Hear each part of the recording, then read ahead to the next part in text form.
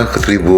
Welcome back to my channel. Samahan niyo po ako at ako ay magluluto ng dalawa sa pinakapaborito kong ulam. Ayan po, mag-iihaw tayo ng liempo. Ayan, marinated na po yan overnight kaya siguradong malinamnam at masarap yan. Habang tayo po ay nag-iihaw nito, shoutout sa lahat ng silent viewers, sa lahat ng OFWs, at sa lahat ng mga sumusuporta kay Katribo.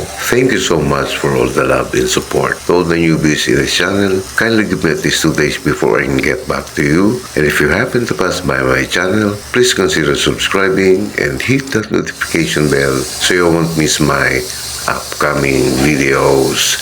So stay tuned and enjoy watching.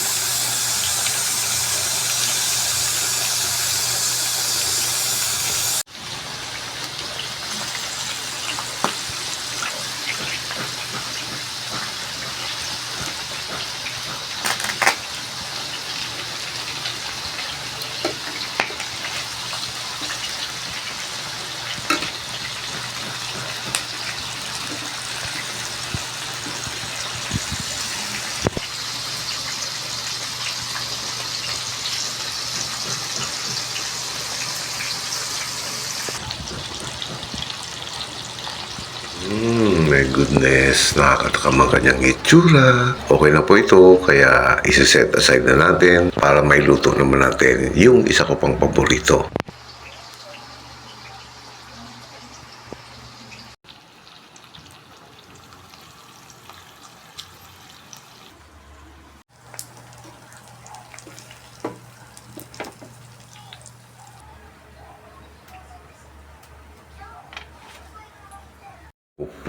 Naku po, talaga nakakatakam ang itsura niya. Anyways, ito po yung aking pangalawang paboritong ulam. Beef caldereta. Ayan po yung ating mga gagamitin. Green peas, bell pepper, siling green, liver spread. So, since ready na lahat yung ating mga gagamitin, mag-uumpisa na po tayo magluto. Uunahin natin iprito or igisa yung ating carrots and potatoes. Ayan. So, okay na po ito. Kaya set aside natin siya.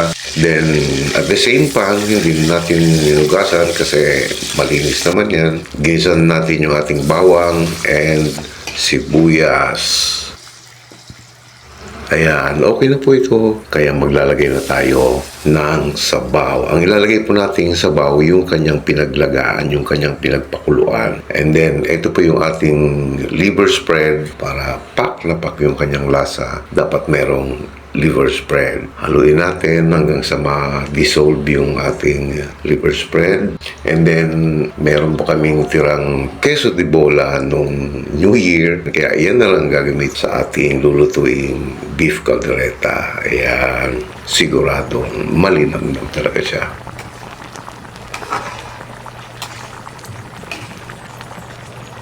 At this point po, ilalagay na natin yung ating tomato paste para kasama siyang maluto ng maayos. By the way mga katribo, every time po nagagamit kayo ng tomato sauce or tomato paste, mas maganda pong ilagay nyo siya ng mas maaga para maluto ng maayos at hindi madaling masira yung inyong lulutuing ulam. As much as possible, mas maaga nyo siyang mailagay, mas maganda para lutong-luto.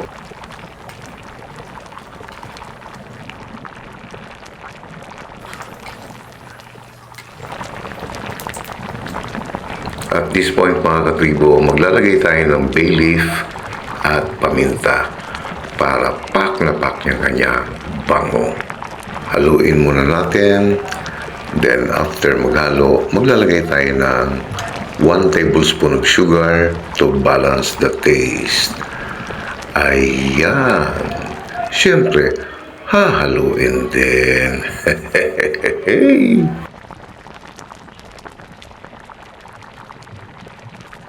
Okay na po yung ating sauce, kaya ilalagay na natin or ibabalik na natin yung ating carrots and potatoes.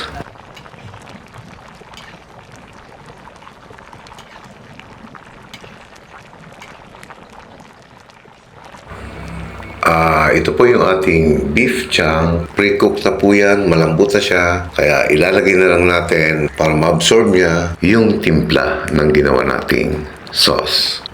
Kaya talagang paborito kong ulam to kasi sarsa pa lang, ulam na. My goodness.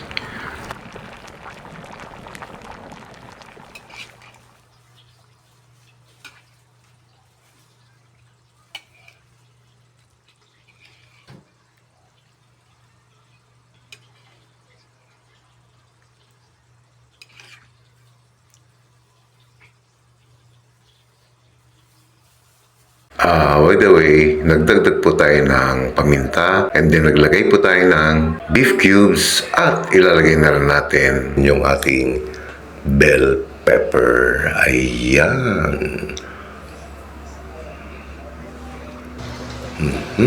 Talagang hindi ko mapigilang matakam. My goodness.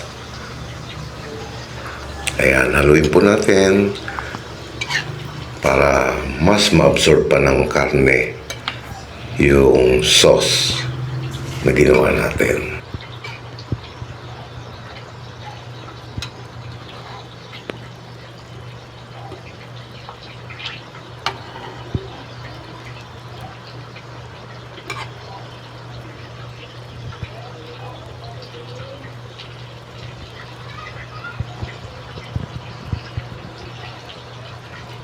At this point po, ilalagay naman natin yung ating green peas. Pwede rin po kayong maglagay dyan ng garbanzos kung gusto nyo. Ay, naku po, ayan. Yan ang problema. Pag ikaw ang kumukuha ng video at ikaw pa nagluto, hindi stable yung pwesto ng camera. So, ayan po, naglagay tayo ng additional na sibuyas para may extra aroma siya. Wala pa naman akong tripod para nakasteady sana yung camera.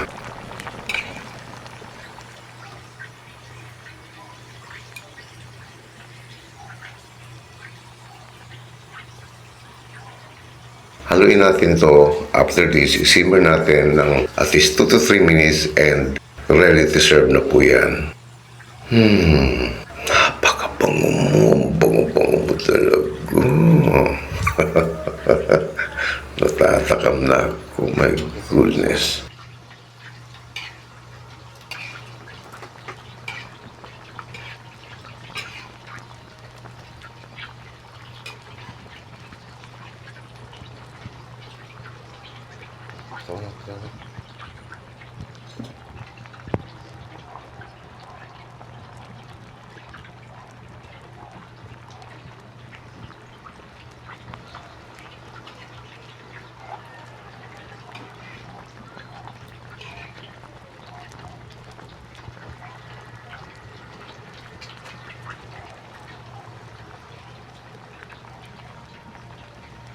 So, ayan mga katribo, ready to serve na po yung ating dalawang ulam na niluto. Yung ating pork liempo and yung ating beef caldereta. By the way, shout out sa aking magaganda and very supportive channel members.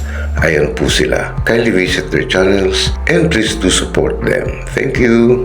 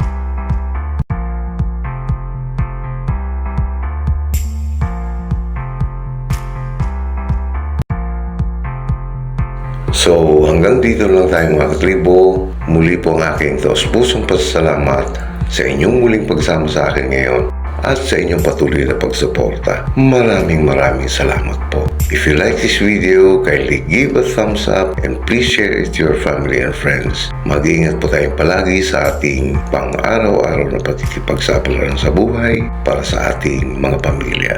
God bless us all. Happy lunchtime and see you on my next video. Woohoo!